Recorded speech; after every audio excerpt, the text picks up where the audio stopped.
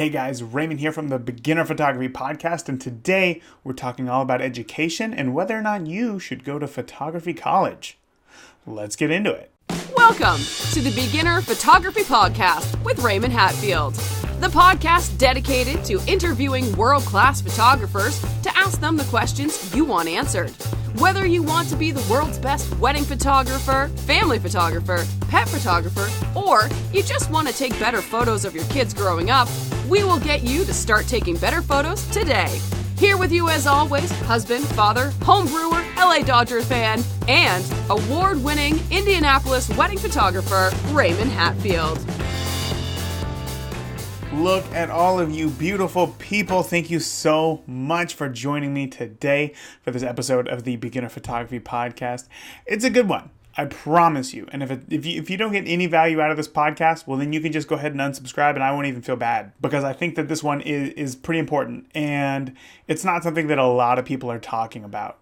And yet at the same time, I get questions about it all day long. But first, I am super excited to talk about the brand new course that I'm releasing for all of you beautiful people out there. Today, I have big news. I'm officially announcing its name and its release date. The course, which I have been working so hard to get out to you guys as soon as humanly possible, it's filled with so much great information. It is called Photography Basics for Beginners, 14 Days to Better Photos. It is going to be so great, guys. Here's how it's going to work. I'm going to have a sign-up form on my website where you can sign up for the Beginner Photography Podcast newsletter. When you do that, you are going to get an email right away with a video from me saying, hey, thank you so much for signing up for the newsletter. And then I'm going to send you a new video every single day. We're going to be talking about everything photography related. Everything from what camera to buy, why you should be shooting in manual, the power of the exposure triangle, how you can start taking better photos today without changing any of your camera settings. We're going to talk about lighting. We're going to talk about your camera's focusing modes. And we're going to talk about what you should be shooting. This course goes over everything, and I am super excited to share it with you guys. So, if you are already a part of the Beginner Photography Podcast newsletter, I'm going to send out an email right away. In fact, if you're listening to this the day that it comes out, you got the email today. It's going to let you know that you are automatically enrolled into the course just by already being signed up for the Beginner Photography Podcast newsletter. So if you're listening and you don't get the Beginner Photography Podcast newsletter, if you want to sign up for the course now, you can go ahead and sign up on the website. Just go to beginnerphotographypodcast.com.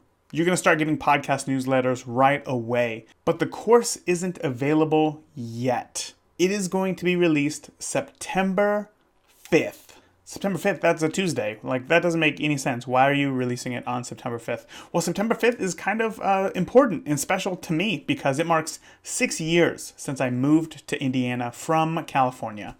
And to me, it's pretty big. I feel like I've grown a lot as a person, as a photographer, as a business owner. I feel like my goals for the future are much more defined as they were before I had moved out here. So it's just kind of personal to me. That's why. And I have total say of when it comes out. So yeah, why not? So if you're listening to this podcast after September 5th, 2017, you can go ahead and sign up right away and start getting the videos immediately. Just head over to beginnerphotographypodcast.com to get them now. Also, I'm really excited to share that you have reached out and you have asked, and I am delivering.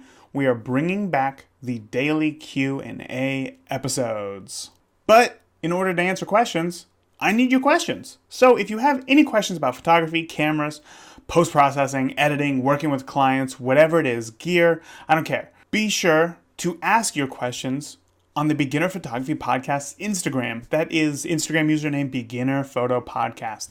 You can find any photo, but usually the most recent one is going to be the best. And you can just ask whatever question you have. And just like that, I'm going to start answering them on the podcast.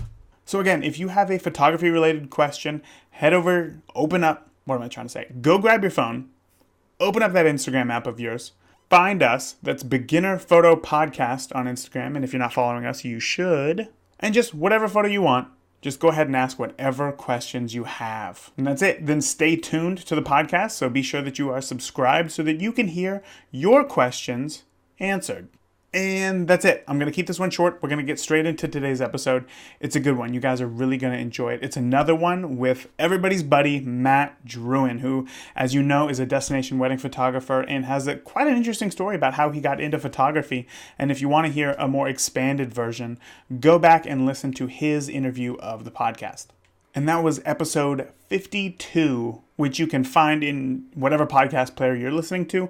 Or if you're on a computer, you can just go to beginnerphotographypodcast.com/052. And that's it. Guys, let's get into this right now. So what's up, man? I'm trying to fix my hair. What's up? Hang on a second. Can you hear those Facebook things coming through? I keep getting all these Facebook messages. No, I don't hear. Oh, okay. So I haven't actually used my drone in like a week. So I should probably at least drain the batteries and then fill them up again so that they are fresh. You know what I mean? So I went outside to go fly it a little bit, right? And this damn controller that I have, where's it? Oh, I plugged it in. It won't pair with the drone all of a sudden. It will not do it. All that it does is it just has this red light and then it just won't stop beeping. And I have no idea why. And you can't control the drone from my iPad because my iPad is Wi-Fi connected to the controller. And the controller is supposed to be connected to the drone, which is a stupid system. But anyway, I can see a live video feed on my iPad, and I can even take off and land the drone, but I can't control the drone. I can't move the drone or do anything with it. And it's been so incredibly frustrating because it's clearly there's some sort of signal there, but it's not working. So it's been a very frustrating 4 hours trying to get this to work. Did you Google anything or? I literally just finished and just came inside right now to try and figure it out. So what's been up with you this past week or since we last chatted? Yeah, I got a lot of stuff going on actually. Let's see what I got going on. So today I went to the beach with my son. I saw that on Instagram. Looked like a ton of fun. Yeah, it was. What else did I do? Oh, I booked an elopement in Washington, D.C. in August with a UK couple, actually. Oh, wow. Wow, yeah. So everybody's going to be traveling to this wedding.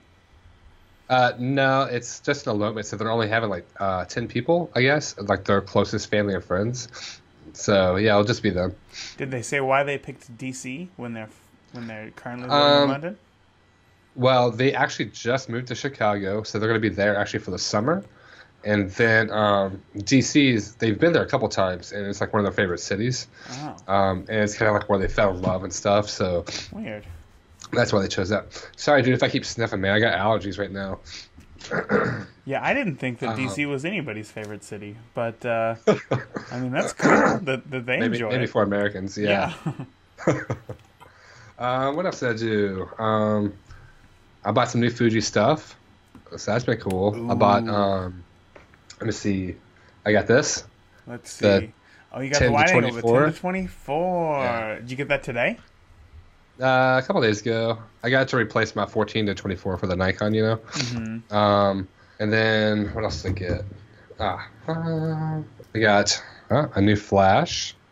Is that the actual Fuji flash, or is that the Nissan flash? No, it's the new one that just came out by it's Godox or Godox. You know, okay. I'm talking about the 350F. So I got it basically just for on camera TTL flash. You know, I mean, pretty much everything I do is off camera, anyways. So I didn't really have a use for this, but I got it just in case. You know, every once in a while, you're at a reception and somebody comes up to you, hey, dude, can you take a group photo? You know, so I can just slap this on there, take the photo, and roll out. You know. Interesting. Do you ever find yourself shooting in TTL? No. So, but every once in a while I do, just because of like I said, if I'm at a reception, somebody wants a quick photo. Uh-huh. A lot of times I'll just throw this on there with that Magmod little dome piece. The boob.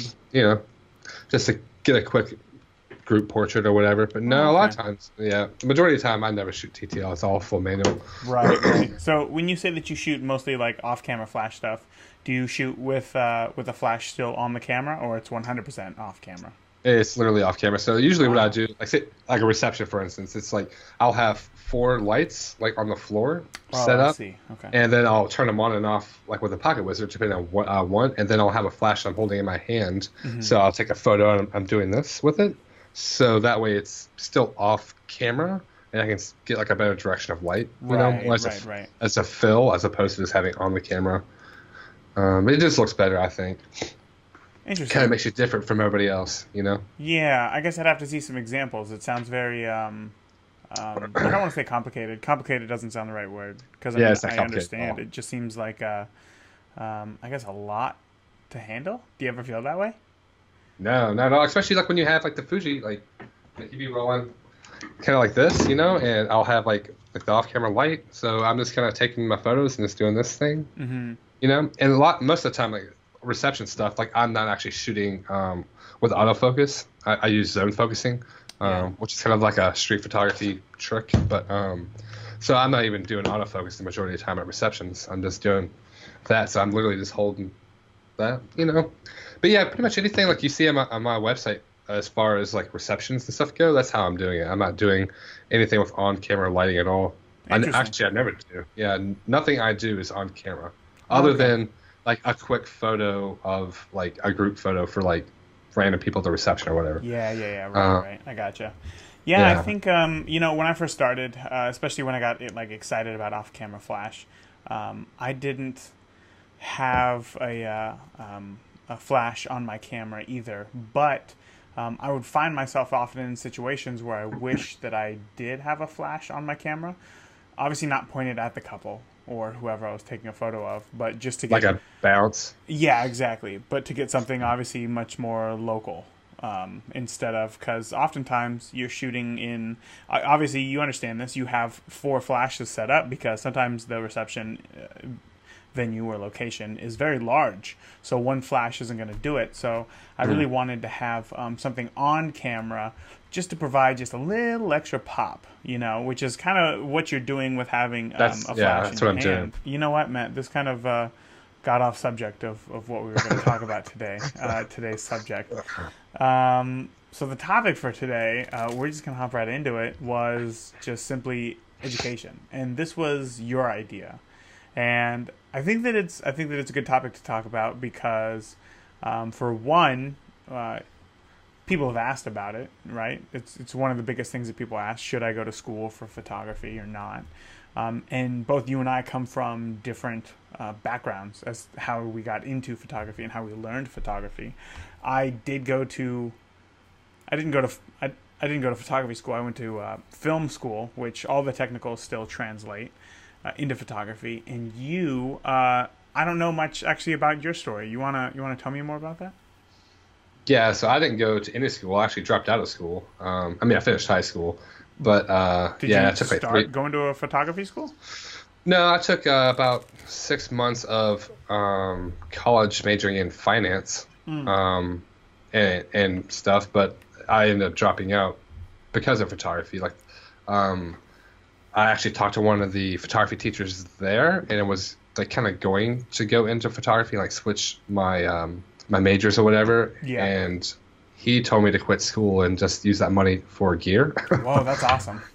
So that's what I ended up doing. But I mean, I think I've talked about this before, but the way I got into photography was a total accident. So yeah, I just self-taught kind of everything and learned from experience and a lot of failures. Do you ever wish, or do you ever think to yourself that maybe you would be further if you did some sort of formal education? No, not at all. I think I would be further behind, honestly. Yeah, just as far as time-wise, or as far as knowledge-wise? I think knowledge and my skill set would both be further behind. If I actually went to a quote-unquote like photography school. Why do you think that is? And what areas in particular? Personally, I feel anything in life, doing and experiencing and kind of going through the process of failing and learning that way is way more valuable than any kind of education in a school. Like I mean, obviously, like I want a doctor to go to school and get a degree and know what he's doing, right? I don't want him to practice on people. Yeah, sure. But I think that's a little bit different than what we're kind of talking about. But nonetheless, I just think, this real life experience is going to learn you more quicker, faster, and definitely cheaper than going to a school. Yeah. That's one of the things that when I look back at my education, I'm kind of torn. On one hand, I am really glad that I went to film school. I learned a lot, right? I already had a camera before I went to film school. I thought that I knew what I was doing. Now, this was back in 2007. Wow. 10 years ago. So there wasn't much YouTube around. There wasn't much self-education, I guess. So everything that I had learned was internet research. I knew what aperture was. I didn't know how it affected my images. I knew what ISO was. I knew what shutter speed was. But once I went to film school, that's what I found most beneficial, was that for me to learn, I need to be completely immersed in something. I can't learn like, oh, so that's what this one thing does one day, and go on with my life. And then the next day, pick up another piece of information. I have to be 100% committed and living fully in this world to learn something. Just like how, some, I don't know, French or Spanish teachers in high school, every single word spoken in those classes were that language, just to immerse you, to teach you better. So in that aspect, I feel like it was very beneficial to me, and I did learn a lot. Just because it was focused on, the actual field of study was cinematography, which again, I mean, 99% of that, 90% of everything that I learned transfers over into photography, and I feel like it set me up on a great path. Also, if you go to school, it is, I hate to say this, but it's only for lack of a better term, but it's a proven method, right? A proven method for what, though, is the thing.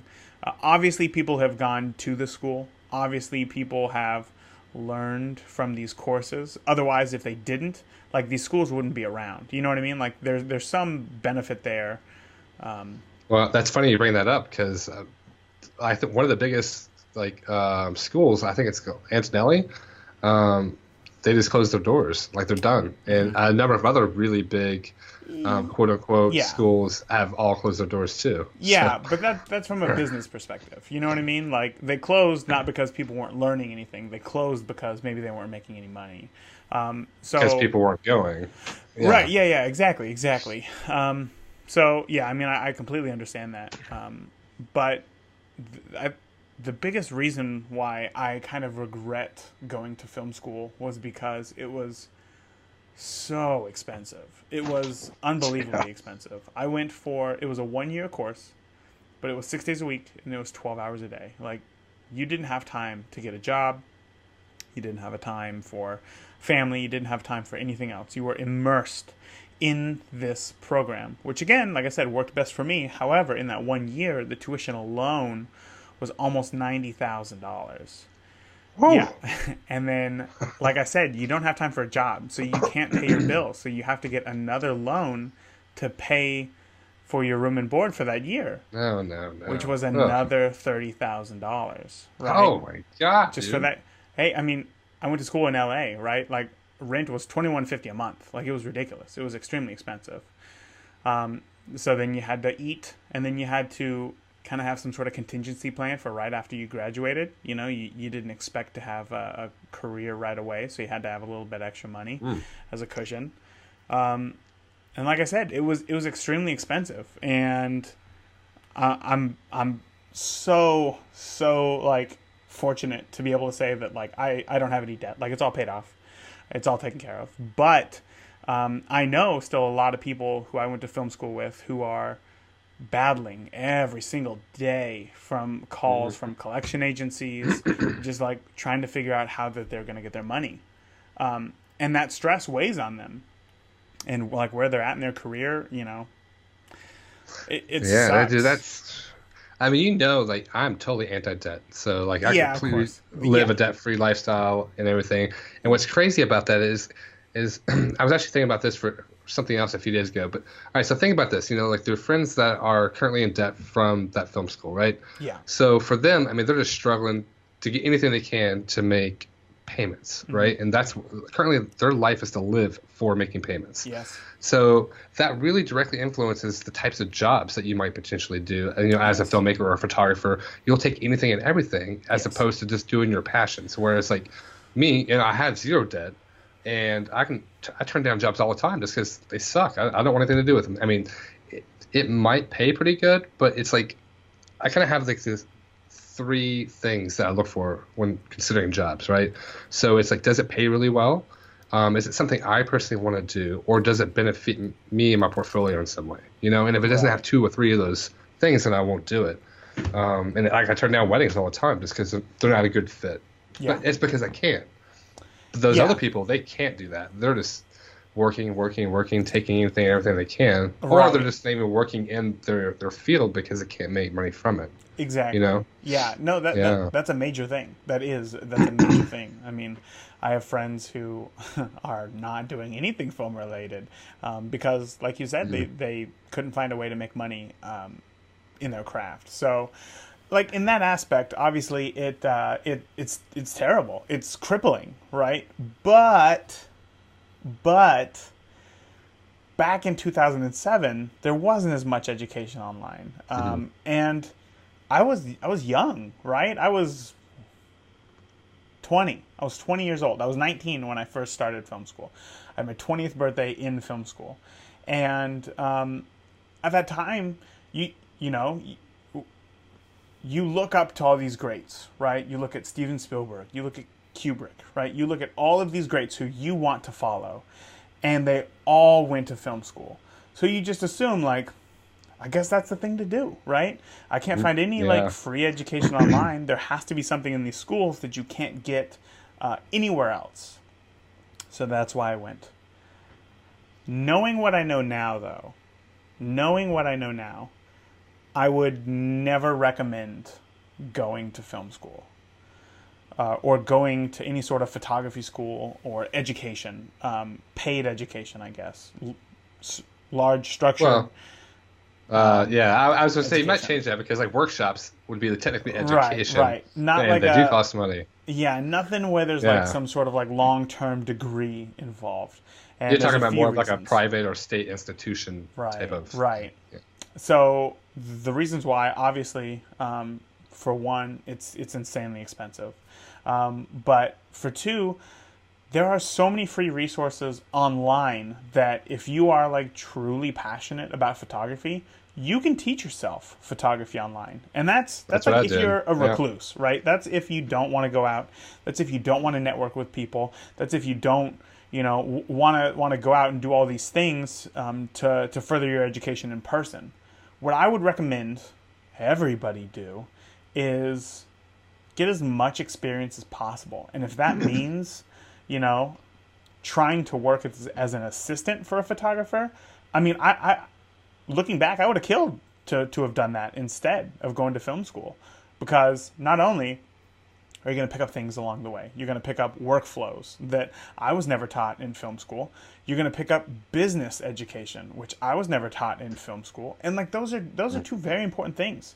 My workflow before, during, and after a wedding saves me so much time that I can do other things with my life so that my business doesn't just completely take over my life. And then learning the business side is going to ensure that you can continue to do this if it's really what you love and keep going on. Learning that from somebody who's obviously doing it, right? Like another experienced photographer is going to give you the upper hand and figure out what the hell you should be doing or what you should not be doing. But either way is going to be better than just like, hey, I'm really good with a camera. Maybe I should just start a business and start taking money. Like, oh, I have to like legally form as a business entity? Like, oh, well, what are these taxes all about? Oh, now, the IRS is after me. All of those things would be worse than finding out, what is the right or the wrong way to do it by working under another experienced photographer. Yeah, it's funny you mentioned that. Like, I don't know. I see photography. It's a craft, and like any craft, like if we say we go back to medieval times, right? So back in those days, like crafts were, it was an apprenticeship, right? Mm-hmm. And even photography years ago was an apprenticeship. Like you didn't go to schools, or you didn't buy a camera at Best Buy. Like you had to get in with somebody that was already well established, and it was an apprenticeship for years. And that's how it was passed down. And I think it's still the same. I think it should be done the same way. I mean, it's a little bit, maybe, I won't say it's harder to get an apprenticeship because most people, they don't really have apprenticeships like per se anymore. Right. But yeah, just like you said, like, so the guy that used to work for me for like almost 6 years, he recently just moved. So he's not working for me now, but he worked with me for 6 years and he didn't know anything when he first started. I taught him everything from day one. Mm-hmm. And he learned through that time, like all kinds of business, the photography and everything, but it was all done. Like it was kind of like an apprenticeship, I guess, and that's kind of the same way I learned. I mean, I didn't do an apprenticeship per se. I booked a wedding 2 months after owning a camera, and then just learned by making a lot of mistakes and the experience of stuff. Right. But I think that's the best way to learn is kind of going at it that way. Just because it's like you could sit in school in class and they're talking about apertures and f-stops and all this stuff, but you have no clue what that even means until you actually physically do it and shoot it and make the mistake and realize, oh, okay, that's wrong. Now what fixes that? And then you learn from that process, right? Right. Yeah, exactly. Yeah. I mean, that was one of the hard things, though, is that, like, when I went to film school, it was a very hands-on school, and I really liked that a lot. And one of the benefits is having all of that gear at my disposal, because having all that gear at my disposal taught me two things. One, it taught me how to use the gear that I wanted to use, and then for two, it taught me what I didn't need as well. And I don't think that would have been possible if I just went out and tried on my own, because most photography tutorials online are going to favor whatever gear the photographer who's teaching has. And if a person is at the point to where they're teaching photography, they're not going to have entry-level gear. You know what I mean? Whereas if I was starting out and trying to learn, that's what I would have as entry-level gear. So at some point, like it was tailored for me going to film school. But yeah, I mean, aside from things like that, and aside from networking, I met people who I'm still like going to be lifelong friends with, like forever. But I don't know if that's worth the price that I paid. I take that back. That's probably the worst way to have phrased that.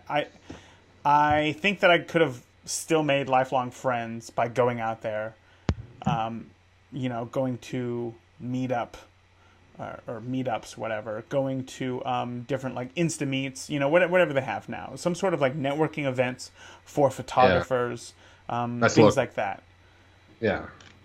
I think that I still could have made lifelong friends. No, totally. I mean, look at us. Like we've been. I mean, not lifelong per se yet, but but it's like you live all the way. I don't know how far away, but pretty far north. Yeah, kind of far north. But I don't know. Honestly, I think if you're gonna go to school these days, I would say the number one thing you should get a degree in is business. And or some sort of marketing, because the reason why people always say and kind of have that poke fun at the quote-unquote starving artists, the reason why those artists are starving is they don't know what the hell they're doing when it comes to business. They do not know how to market themselves or advertise themselves, therefore they're starving. Yeah. If you are good at like literally everything that I do as far as my business and photography and stuff, 80-90% of it is all business and marketing and advertising and that sort of thing. Like 10, 15, 20% of it is actually shooting anything and editing photos, So, and that's like the hugest difference between, you see people that are just terrible at photography, but they're super successful, making a ton of money. And that's because they're really good at business and marketing. And then you see the complete opposite, to where phenomenal photographers or videographers or whomever, and they can't get a job to save their lives. Oh man, you know, you don't have to tell me. I feel like just locally, I know a lot of photographers who every time I look at their work, it's like, why am I even doing this? Like their work is so much better than mine, and yet, you know, I always see them struggling. Like, oh, if anybody knows anybody, please send them my way. You know, and they still work like a 9-to-5 job. It was 150, but now it's 75 today only. Yeah, exactly. It's like how is this happening? Your work is incredible, but the business side of your photography is lacking. And you know what? Like now that I think about it, you know what I would love to do? Honestly, like I like the business side of it, but I'm not good at it. Right? I try to think that I am, but honestly, I'm not. I'm much better at taking photos than I am at the business side of it, which I'm okay with because for now I'm proficient enough to be sustainable in my business. But if I really want to grow, which I do, at least I want to grow the podcast, make it more enjoyable and, have more resources for listeners. If I want to, grow my photography into maybe associate shooters, just grow it that way. I think that I need to bring on somebody who is business minded, who like specifically does business side of things, who does business and marketing. You know, I really am a huge proponent of playing to your strengths. And for me, like I could learn business, like I could, and I feel like I've done a pretty good job up until this point. I could be way better, but like it's not my passion. It's not like what drives me to keep moving. And I really think that, you know, going out there and trying to meet somebody who is business and marketing minded would really help me in my business. And I wonder if that's because I went to a film school where like their end goal was to get you to be on set every single day. You were like an employee, you know what I mean? Where you didn't have to think about these business things. I wonder if I would have went to school for some sort of business and marketing, if I would enjoy photography as much as I do. It's funny that you bring that up. It's because, like, well, one, all right, so even if you went, say you went to school for business and you had a degree in business and you wanted to do photography or videography or whatever it is, if you decided one day you didn't want to do that, you still have a degree that's extremely beneficial in the economy that you can make a lot of money with. That's true. It's pretty wide open. You can get jobs in all kinds of different things, not just one specific area, right? Whereas if you go to school for photography and you quit or you suck at it or you can't make it, then what the hell do you got? You have nothing. Yeah, you know? Yeah, exactly. You can't go get a job doing something because you got a degree in photography, you know? Yeah. But that's funny. We kind of changed this podcast around. We were like, yeah, you know, education's not really worth it. But now it's like, well, you know what? Maybe you should go to school. It depends on the education. You know, like different education has different value. Like going to school for yo-yoing is not going to do you any good, right? Or if you get a degree in like ancient Roman, you know, Indian history, like what the hell are you going to do with that? You know, nothing. It has no economic value. Be the coolest guy at a party. That's what. Right, that's what you'd be doing a lot of because you won't have a job. But you know what I'm saying? So different types of education has different value to it. Yeah. And if you're going into it for photography or videography or something like that, I think the most important thing you can do education-wise, I'm not saying don't go to school. I'm saying if you do go to school, go get a degree in business and marketing. And during that time, be shooting the hell out of everybody at your school and passing out cards and hustling, you know? I know I have a friend in California who's like a fashion photographer, and that's literally what he did. He got a degree in business and chemical engineering or something, and then shot photos and stuff out of all these people at his college because he like knew everybody, you know. Jeez. And then he would make $50 like a person type of thing, but that paid for like his living costs and like partying or whatever he wanted to do. And he has learned photography from that well enough now to where he shoots like fashion editorial and stuff like all the time. That's you know, crazy. that's like what he does. Yeah. But he has these degrees in like business and like, you know, engineering and stuff that he doesn't even do anything with. But if he decides to get out of photography, he can go make 6 figures the next day. No kidding. With those degrees. You know what I'm saying? Yeah. Yeah, I mean, I think that's the way to do it. You know, if you really want to be a photographer, don't study photography. study business and marketing. Unless you just want it to be a passion project, unless photography, because there are a lot of listeners who photography is 100% a hobby for them, and they just truly enjoy it. And there's nothing wrong with that either. Community colleges, night courses, they're not expensive. Maybe that's something that you can do that won't be a big hit to your wallet. And even if you don't learn a ton, still being around other people who are interested in the same things as you is very important, I think. And a great way to build relationships, friendships, and maybe even working relationships later on if you decide that you want to take it to something that's more than a hobby. So, but as far as spending $100,000+ a year, it's not worth it. That kind of brings up a different kind of education piece. Is what about like workshops or conferences and things like that? That's kind of education, and you pay for that. Absolutely. And that's on a completely different realm for a few reasons. One of them is that it's a lot easier to pay for it in cash, right? It's a lot easier to have the assets to pay for a $1,000 workshop than it is to pay for $100,000 worth of a year of your life to quit school, essentially quit your family because, you're so busy with that. And then workshops are going to be focused on one aspect of, photography, business, shooting, editing, whatever it is, it's going to be focused on one thing. And I think that those are they can be valuable. You really have to pay attention to who is putting on the workshops. I've been to workshops before with really, really big name photographers. I guarantee that you know who they are. And I felt like I didn't really get a lot out of my workshop education because it was all about the shooting and the technicals. And I already knew all that.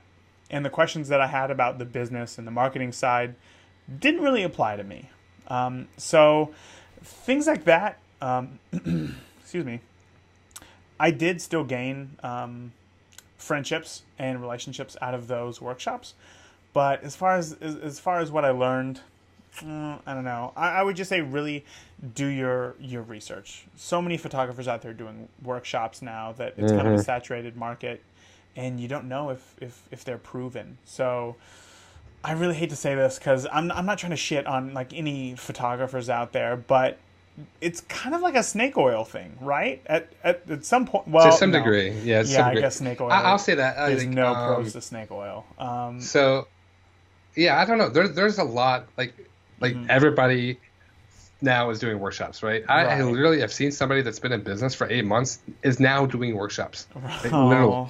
And I'm like, what the hell are they teaching? You haven't even been through a tax season. What are you doing? Yeah. And that's just the way the market is becoming. So, yeah, I mean, I agree. You should do a lot of research on who you're giving money to, what it is exactly you're going to be getting out of it, any kind of reviews and stuff like that. I mean, speaking of which, I actually just applied to do a workshop for $4,600 is what it's going to cost just for the workshop, and had to pay for my own travel expenses. But I know this workshop. I know this workshop that you're talking about, and it is world renowned. There are people who, it's emotional. People cry at these workshops because it's so powerful, and very well known photographers who are very well established and know their stuff have taken this workshop. So, in that, I completely understand that. But yeah, I think just the lesson from that is to be aware, be skeptical, and don't just jump on it because somebody is 1 or 2 steps ahead of you.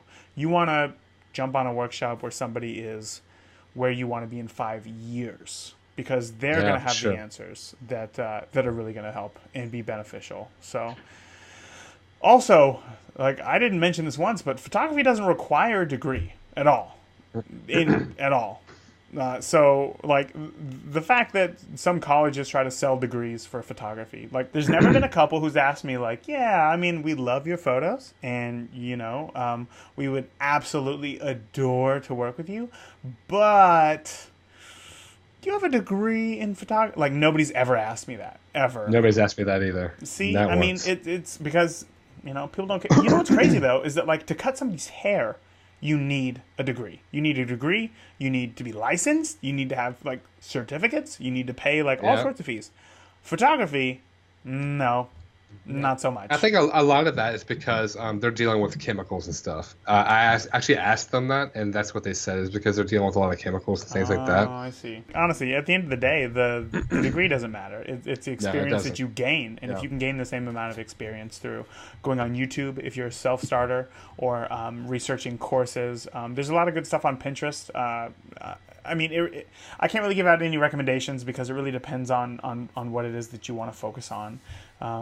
But yeah, I'd say the number one thing, if you want to be really good at your craft and you want to be able to make money, is to go out and shoot stuff. Mm-hmm. Like literally get out of the house, stop reading Facebook, stop reading YouTube or watching YouTube and everything else, and just go shoot the hell out of things, man. Seriously. Yeah. Like you'll learn more in one day of shooting and failing than you will a week's worth of YouTube, you know?